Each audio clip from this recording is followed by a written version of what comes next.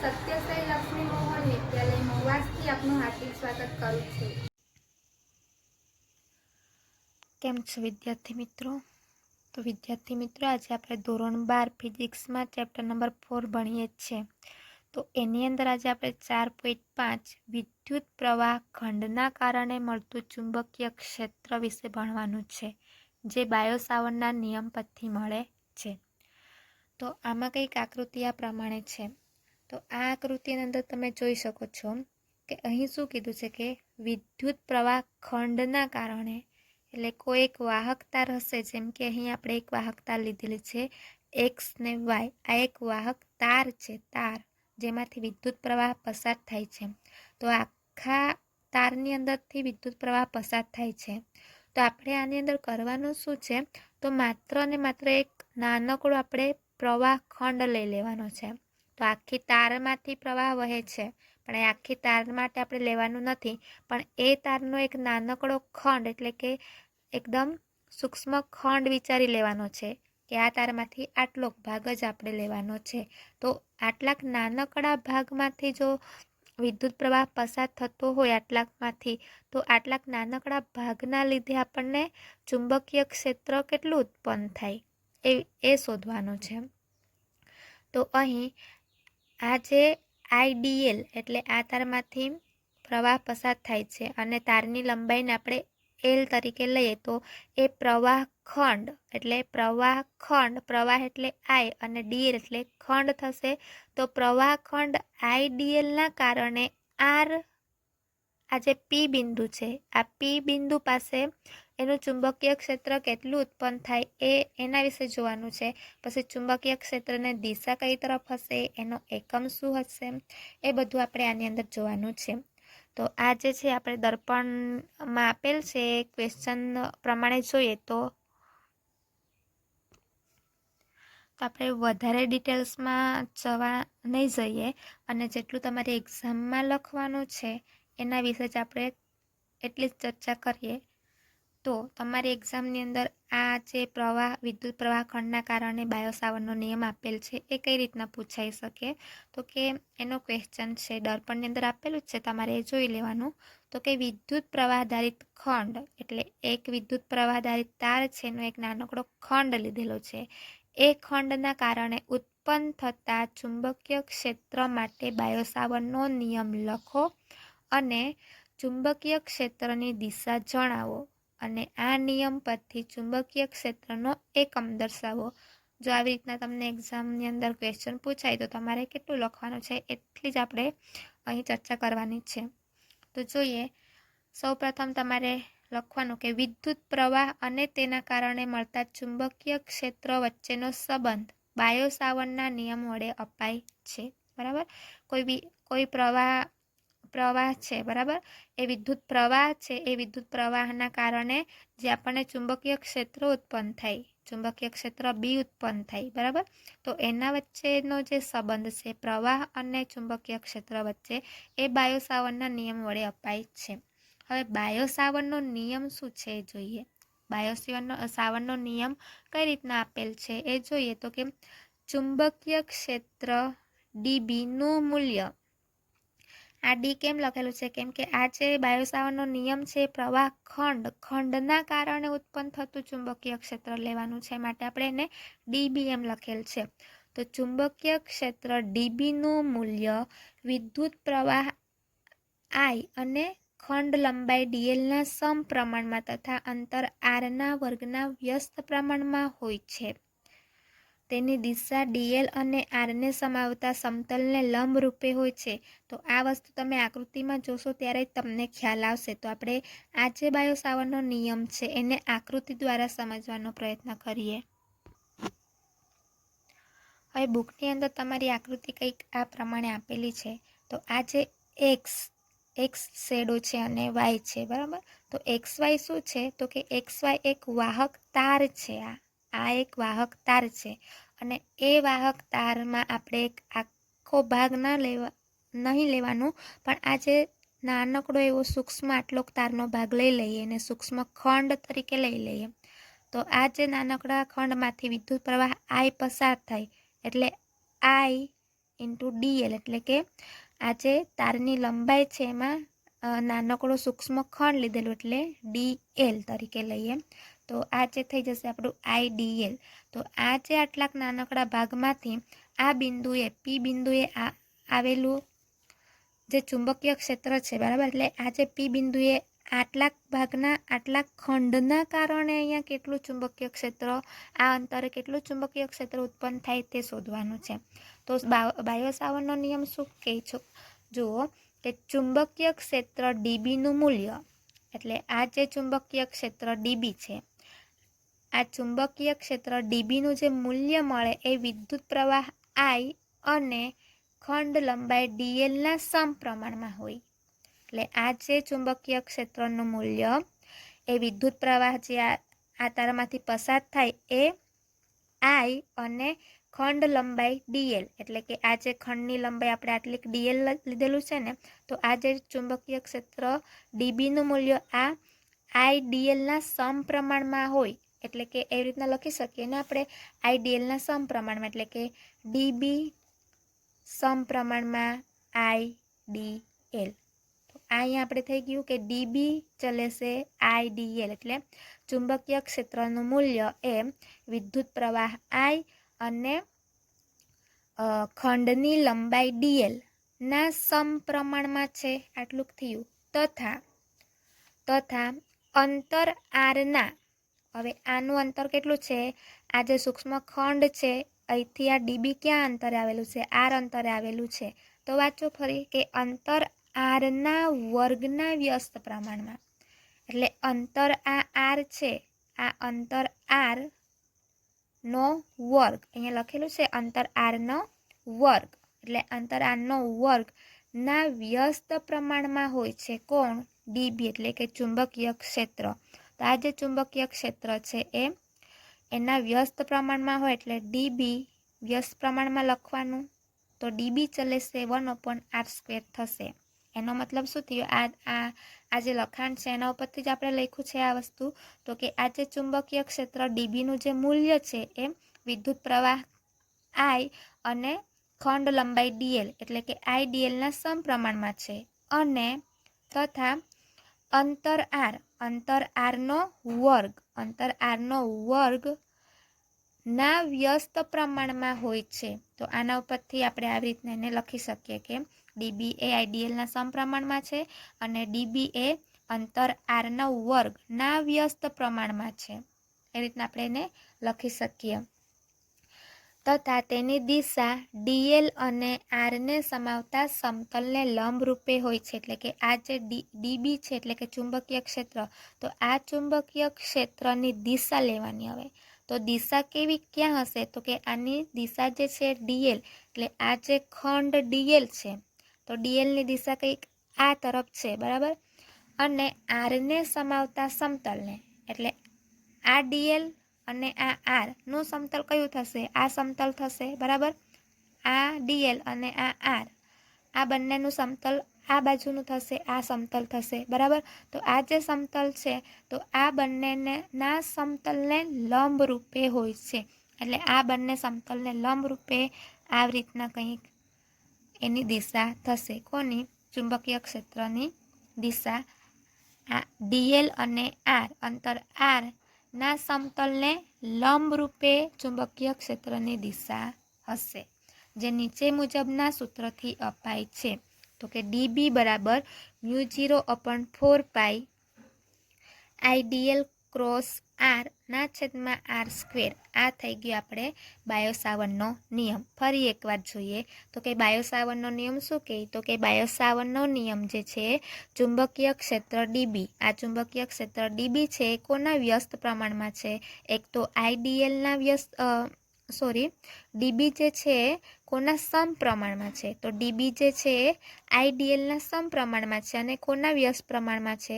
તો કે અંતરના વર્ગના વ્યસ્ત પ્રમાણમાં છે.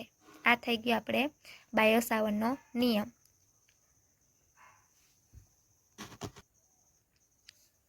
તો હવે આપણે એને થિયરી કઈ રીતના લખવાનું છે? તો કે પહેલાં તમારે બાયો-સાવર્ટનો નિયમ લખી દેવાનો, ત્યારબાદ આકૃતિ દોરી દેવાની અને ત્યારબાદ આકૃતિનું નિરૂપણ કરવાનું, તો કઈ રીતના એનું કરી શકીએ? તો કે અહીં બાયો સાવર્ટના નિયમના દ્રષ્ટાંત મુજબ, બાયો સાવર્ટનો જે નિયમ છે એણે શું કીધું એ મુજબ આપણે વિદ્યુત પ્રવાહ ખંડ આઈડીએલ, વિદ્યુત પ્રવાહ ખંડ આઈડીએલ એટલે વિદ્યુત પ્રવાહ થઈ ગયો આઈ અને ખંડ થઈ ગયો ડીએલ, એટલે એને જોડી દઈએ તો વિદ્યુત પ્રવાહ ખંડ થઈ જાય એટલે કે આઈડીએલ.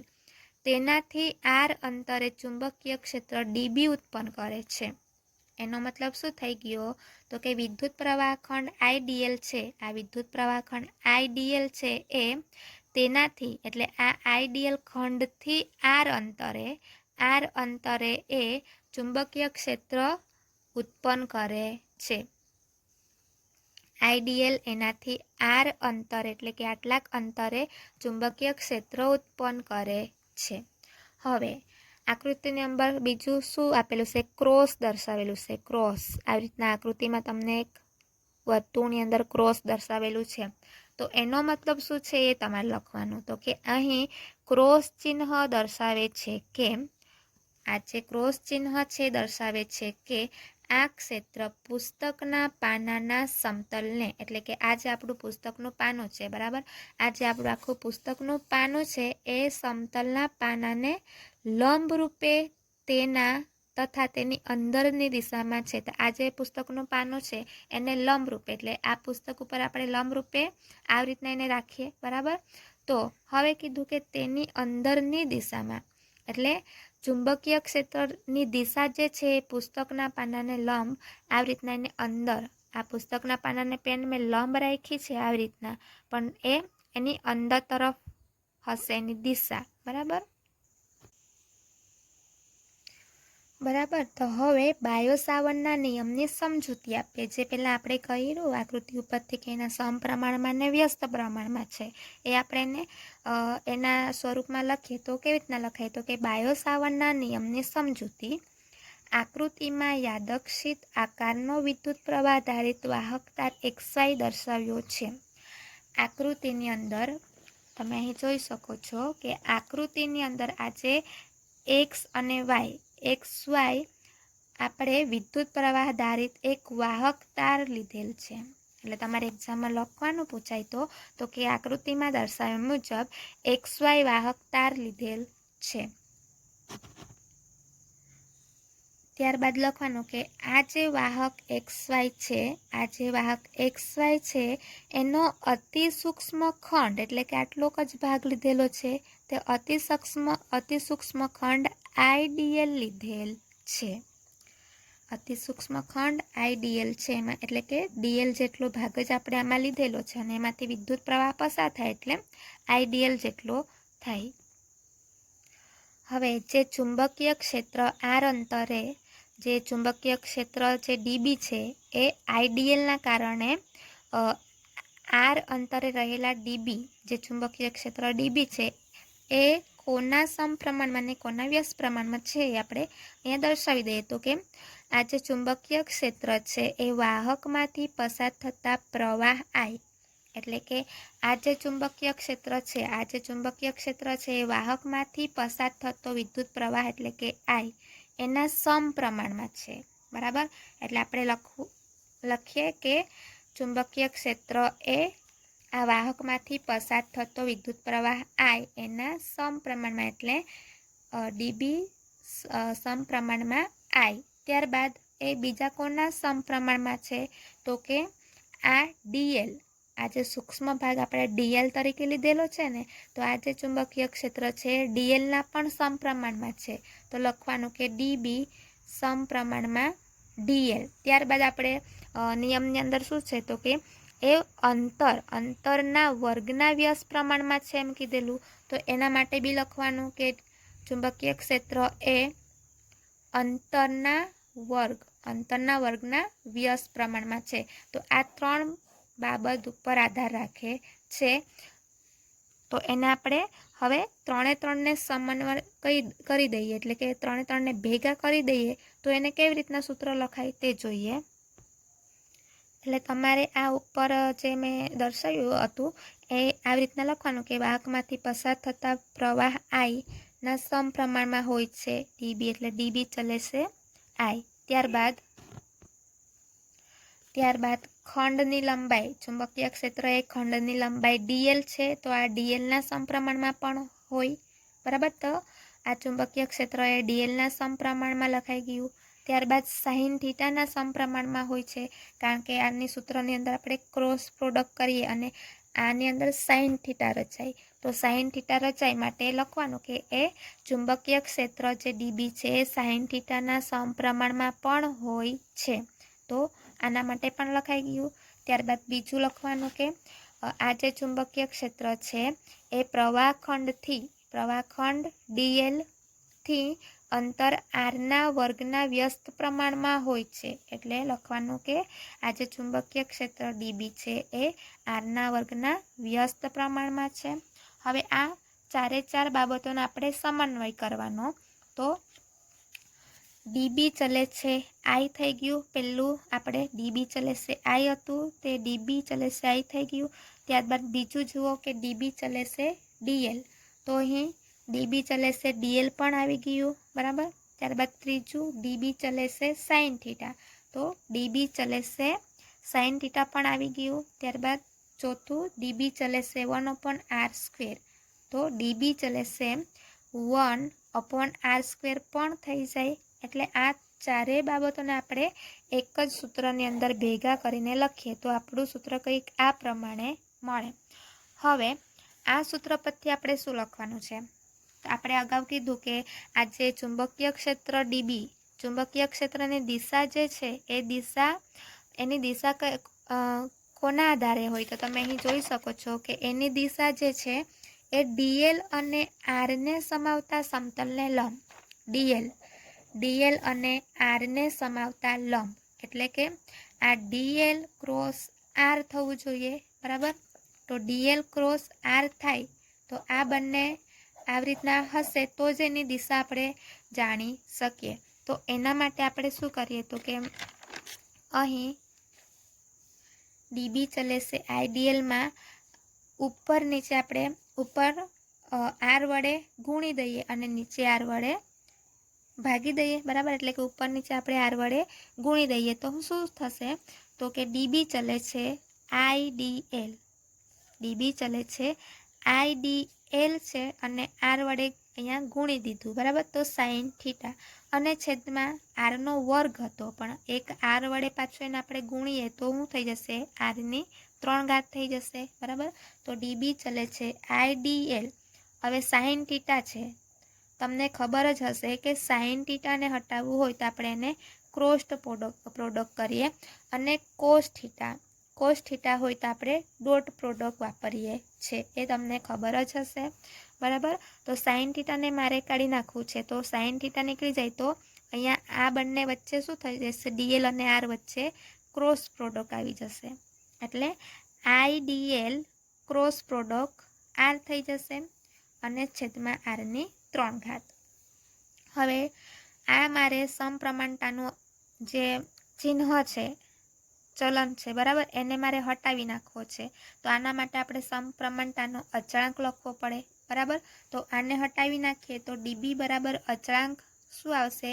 μ0/4π આઈડીએલ ક્રોસ આરના છેદમાં આરની 3 ઘાત. તો આ જે છે શું છે? તો કે સમપ્રમાણતાનો અચળાંક. મેં આ સમપ્રમાણતાને હટાવી દીધું એટલે આની જગ્યાએ મેં μ0/4π લખેલ છે, જ્યાં μ0/4π શું છે? તો કે μ0/4π એ સમપ્રમાણતાનો અચળાંક છે, સમપ્રમાણતાનો અચળાંક છે, જ્યાં સમીકરણ 2 એ બાયો-સાવર્ટનો નિયમ દર્શાવે છે. તો આ જે સમીકરણ 2 આવ્યું એ શું દર્શાવે? બાયો-સાવર્ટનો નિયમ દર્શાવે છે, જ્યાં μ0 જે છે શું છે? તો કે શૂન્ય અવકાશની અથવા મુક્ત અવકાશની પરમિએબિલિટી છે. μ0 શું છે? શૂન્ય અવકાશની પરમિએબિલિટી છે. આપણે વિદ્યુત ક્ષેત્રમાં પણ એક આપણે શૂન્ય અવકાશની જે પરએબિલિટી હતું એનું કંઈક ε0 આવતું, બરાબર. ε0 1/4π. તો વિદ્યુત ક્ષેત્ર માટે શું આવતું? વિદ્યુત ક્ષેત્ર માટે વિદ્યુત ક્ષેત્ર E બરાબર 1/4πε0 હતું. તેમાં ε0 હતો એ શૂન્ય અવકાશની પરએબિલિટી હતું. ત્યારે હવે આપણે ε0ની જગ્યાએ શું લખીએ છીએ? અહીંયા હવે તો μ0 લખીએ છીએ. તો μ0 શું છે? તો કે શૂન્ય અવકાશની પરમિએબિલિટી છે. આ પરએબિલિટી હતું, આ પરમિએબિલિટી છે. તો વિદ્યુત ક્ષેત્ર જેવું જ છે. પહેલામાં 1/4πε0 લખતા, ત્યારે આમાં શું લખવાનું છે? μ0/4π લખવાનું છે. તો જ્યાં μ0ની કિંમત આપેલી છે આપણને, μ0ની કિંમત કેટલી આપેલી છે? તો કે μ0 બરાબર 4π ઇન્ટુ 10⁻⁷ એનો એકમ આપેલો છે μ0નો, ટેસ્લા મીટર/એમ્પિયર. બરાબર, આ μ0નો એકમ છે. હવે μ0 છેદમાં 4π. હવે આપણી પાસે સૂત્રની અંદર શું છે? તો કે μ0/4π છે. બરાબર, μ0/4π છે. તો આ જે μ0ની કિંમત આપેલી છે, આને મેં 4π ને નીચે લખી દઉં તો આપણને એની કિંમત શું થઈ જશે? μ0 આ 4π છે એને મેં અહીંયા નીચે લખી દઉં. બરાબર, એટલે કે μ0 મેં નીચે લખી દીધું. તો અહીંયા બાકી શું રહી ગયું? 10⁻⁷ ટેસ્લા મીટર/એ.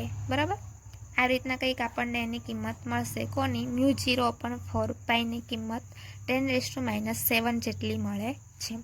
હવે સમીકરણ 2 પરથી ચુંબકીય ક્ષેત્રનું મૂલ્ય. હવે સમીકરણ 2 આપણું બાયો સાવર્ટનો નિયમનું સૂત્ર આવ્યું હતું. બરાબર, તો એ જે બાયો સાવર્ટનું સૂત્ર આવેલ છે એનું ખાલી મૂલ્ય જોઈએ આપણને. મૂલ્ય જોઈએ, એની દિશા જોતી નથી. બરાબર, તો મૂલ્ય માટે આપણે એને માનાંકમાં લખી દઈએ. તો એને માનાંકમાં લખીએ તો શું થઈ જશે? μ0/4π અને IDL r sin θ/r3. તો સમીકરણ 2 કઈ આ પ્રમાણે હતું આપણું. સમીકરણ 2 dB બરાબર μ0/4π IDL × r ના છેદમાં r3. આવું આપણે સમીકરણ મળેલું હતું. તો એમાં આપણે એની દિશા જોતી નથી અત્યારે, માત્ર એને મૂલ્યની જરૂર છે. તો મૂલ્ય માટે આપણે એને માનાંકમાં લખવું પડે. અને આ જે ક્રોસ છે, આ ક્રોસ પ્રોડક્ટને આપણે હટાવીને પાછું શું કરવાનું? સાઇન થીટા લખવાનું. બરાબર, તો એનું સૂત્ર શું થઈ જશે? આવી રીતના કંઈક થઈ જશે. તો કે dB એનું મૂલ્ય બરાબર μ0/4π IDL અને ક્રોસ પ્રોડક્ટ હટાવીને સાઇન થીટા છેદમાં r3, અથવા ચુંબકીય ક્ષેત્રનું મૂલ્ય બરાબર μ0/4π IDL ક્રોસ r, અથવા તમે અહીંયા આ સાઇન થીટા હટાવીને ક્રોસ પણ આપી શકો છો. એટલે cross product IDL cross r છેદમાં r3. હવે આના ઉપર તો તમે જોઈ શકો dB બરાબર μ0/4π IDL. હવે મારે શું કરવાનું છે? તો કે અહીં આ ક્રોસ પ્રોડક્ટને કાઢી નાખું. બરાબર, તો શું થઈ જશે? r છેદમાં r હતું, તો તમે અહીં જોઈ શકો કે મારે આ ક્રોસ પ્રોડક્ટ હટાવવું છે. તો IDL r, આનો ક્રોસ પ્રોડક્ટ હટાવી નાખીએ તો આવું કંઈ થશે? IDL સાઇન થીટા r થશે. બરાબર, IDL સાઇન થીટા r અને છેદમાં r3. સોરી, આ મારે IDL ક્રોસ r છે, આમાંથી આ ક્રોસને હટાવી નાખું તો IDL સાઇન થીટા r થશે. બરાબર, IDL સાઇન થીટા r અને છેદમાં r3 છે. હવે આ ઉપરથી એક r નીકળી જશે અને નીચેથી એક r નીકળી જશે, તો અહીંયા r નો વર્ગ થઈ જશે. બરાબર, તો r નો વર્ગ. તો સૂત્ર આપણને કંઈક આ પ્રમાણે મળશે કે એનું મૂલ્ય બરાબર μ0/4π IDL સાઇન θ/r2, જ્યાં થીટા શું દર્શાવે એ જોવાનું. તો થીટા જે છે, થીટા એ IDL અને r વચ્ચેનો ખૂણો છે. બરાબર, આપણી આકૃતિ કંઈક આ પ્રમાણે હતી.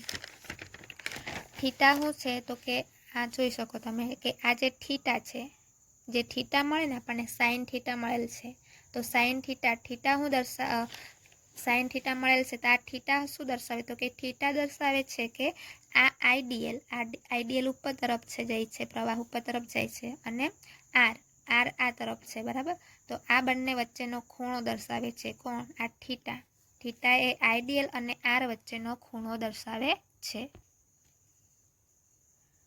હવે એના દિશાની વાત કરીએ તો જમણા હાથના નિયમનો ઉપયોગ કરવાનો છે આપણે. અને ચુંબકીય ક્ષેત્રની દિશા આપણને આપી દીધેલું છે, ક્રોસ કરેલું છે. એનો મતલબ કે ચુંબકીય ક્ષેત્રની દિશા જે છે પુસ્તકના પાનાને લંબ રૂપે અને ક્રોસ હોય ત્યારે અંદરની તરફ જતું હોય છે. ચુંબકીય ક્ષેત્ર કઈ દિશામાં હશે?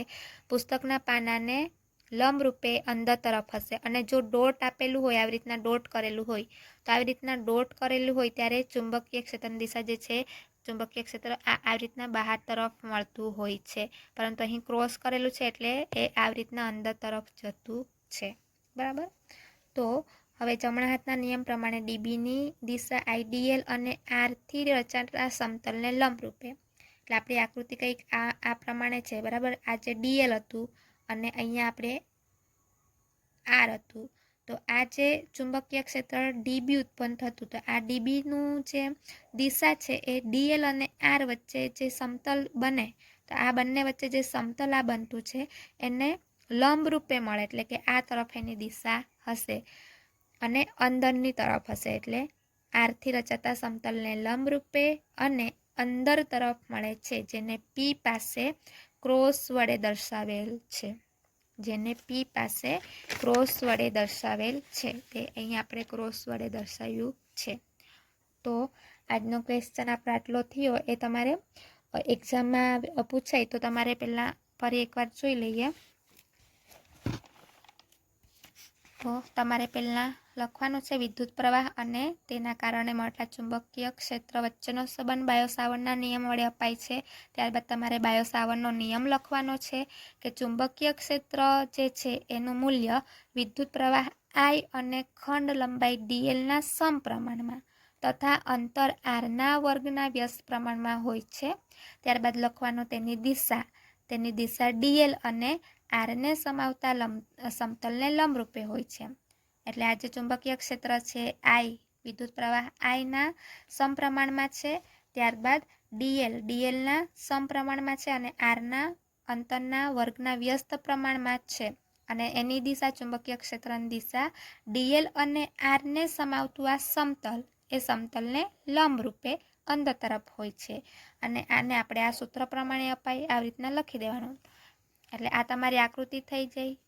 પછી તમારે આ પ્રમાણે લખવાનું છે કે અહીં બાયો સાવર્ટના નિયમનું દ્રષ્ટાંત મુજબ વિદ્યુત પ્રવાહ ખંડ આઈડીએલ તેનાથી આર અંતરે ચુંબકીય ક્ષેત્ર ડીબી ઉત્પન્ન કરે છે. એટલે કે વિદ્યુત પ્રવાહ આઈડીએલ ખંડ છે, આ વિદ્યુત પ્રવાહ આધારિત ખંડ આઈડીએલના કારણે આર અંતરે રહેલ બિંદુ પી પાસે આટલું ચુંબકીય ક્ષેત્ર ઉત્પન્ન કરે છે. ત્યારબાદ ક્રોસ પ્રોડક્ટ શું છે એ લખી દેવાનું. ક્રોસ પ્રોડક્ટ છે હું લખવાનું તો કે ક્રોસ પ્રોડક્ટ જે છે એ આ ચુંબકના પાનાને સમતલને લંબ રૂપે અંદરની તરફ એની દિશા છે, એમ લખી દીધું.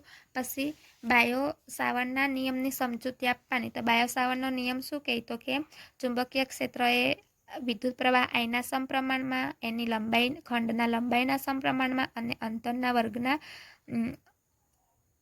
વ્યસ્ત પ્રમાણમાં હોય છે. આ બધું આમાં દર્શાવી દેવાનું. એટલે લખવાનું કે આકૃતિમાં યાદક્ષિક આકારનો વિદ્યુત પ્રવાહ આધારિત વાહક તાર XY દર્શાવ્યો છે. ત્યારબાદ આ વાહકનો અતિ સૂક્ષ્મ ખંડ ડીએલ છે. આ વાહકનો અતિ સૂક્ષ્મ ખંડ ડીએલ છે.